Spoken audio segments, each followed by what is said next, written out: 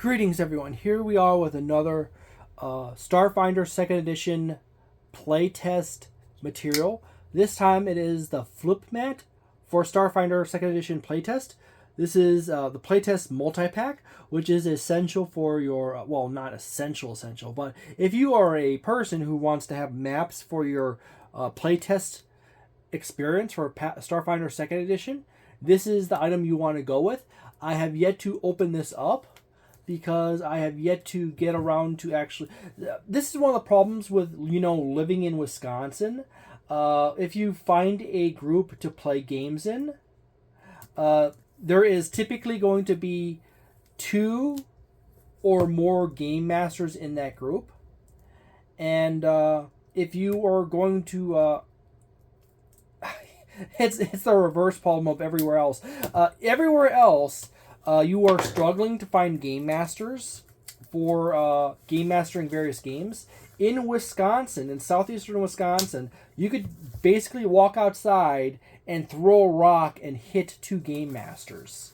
They might be standing around talking about which version of Advanced Dungeons & Dragons is better, first or second or something like that, or debating about their favorite Traveler edition. But that is the problem you have in Wisconsin, is that if you get into a group, there's like 3 or 4 other people who game master.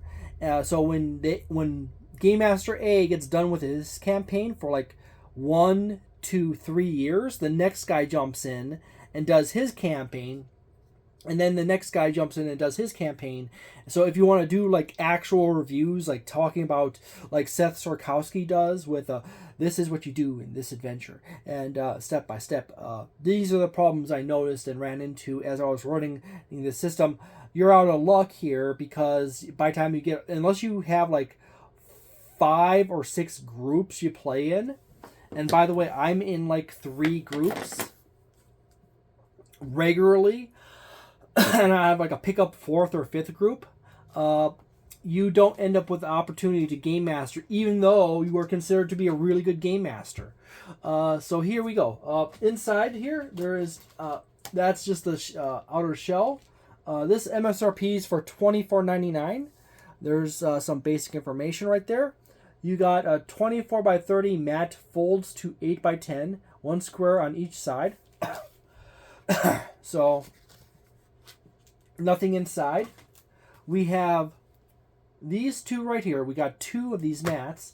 We have playtest multi-pack.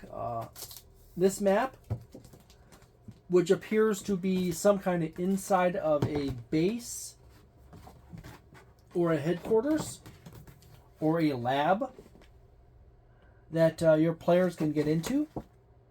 That's probably top to bottom. Paizo makes really good fold-out flip mats that are highly resistant to water and are capable of being used on the table in various situations. If someone spills a little soda on it, you can just wipe it off and it's good. It's a fairly nice mat. As you can see here, you can easily see the hex, not the hexes, but the square grid on the map. The thing that I really find weird about this is that the square section right here, you have squares. You got entrance with 2 squares here, and then you have complete squares, and then you have a partial square right here and here, and then half squares all the way down the side of the wall here.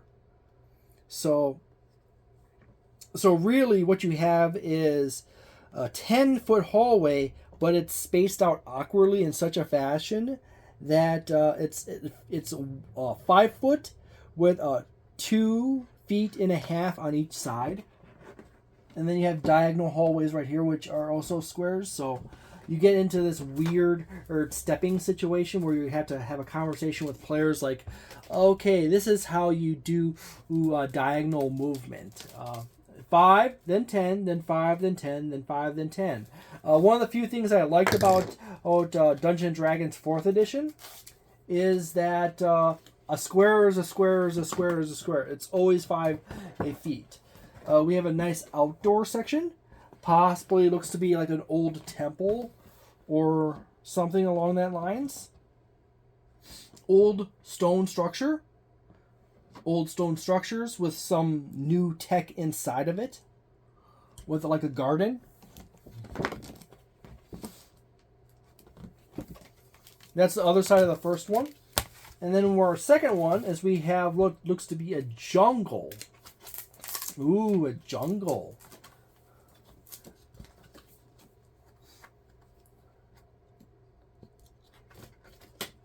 And that's the top. It looks like that looks like giant broccoli here, but from the underside.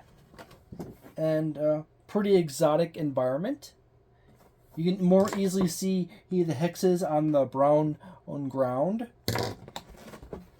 As you can see. Yet again, very high quality. It's a decent size for most games. So, there you go. You have outside of looks like a fortress or a outpost of some kind. So, I mostly run Theater of the Mind now, as opposed to use maps. So generally, I'm not gonna get a whole lot of use of these, even if I say manage to get everyone into playing Starfinder 2nd Edition, which I probably will at some point in the future. I'll try to do it again. But anyways, I do say that these are very nice. It's really hard to place a value price on it. The $24.99 feels expensive for basically a sheet that has a picture on it with a grid on it. However, the material in which they make these maps out of is actually quite good and is highly moisture resistant and also scratch resistant. Not scratch immune, but or proof, but they are scratch resistant. They're moisture or water resistant. Someone could spill something on this, and as long as you don't leave it there for a long period of time, it comes off very easy from personal experience when I actually did use maps. But overall, they are very nice. Being that these are the playtest mats, these might actually become a touch rarer in the future. So if you really want to get something that is more in the might potentially be a collector's item for say Starfinder, the Starfinder Playtest Multi-Pack foot mats are definitely an option. By the way, these are wet, dry, and permanent marker erase from the mat. So you could literally use permanent markers on these. And as long as you don't leave the permanent marker sit on it for a long time, it comes off. You can use wet markers, dry markers on them as well. Paizo, for whatever reason, has the best foot mats out there that are not an arm and a leg, but still not super cheap either. So there you go. Overall, I like the size. I like the level of detail. They're not over detailed like some flip mats are, and they're not so severely under detailed that you could practically just use a standard mat, a generic mat, and just draw on it, which is my preferred option usually when I do maps. When I really need a map for a situation for players, I much rather use one of my generic maps. I actually showed off a long time ago on the channel, and I just draw on it and share it. So there you go. I hope you had a delightful day. If you enjoyed this video, please subscribe to the channel and hit a like on this video, and share it to your friends. Maybe make fun of my my scatterbrain talking. If you really want to. I know people actually do that on the internet. I've actually had people refer to me as a R word a few times, so it's delightful. Thank you. So have a delightful day, a nice night, a wonderful week, and a magnificent month, and see you next time. Ciao.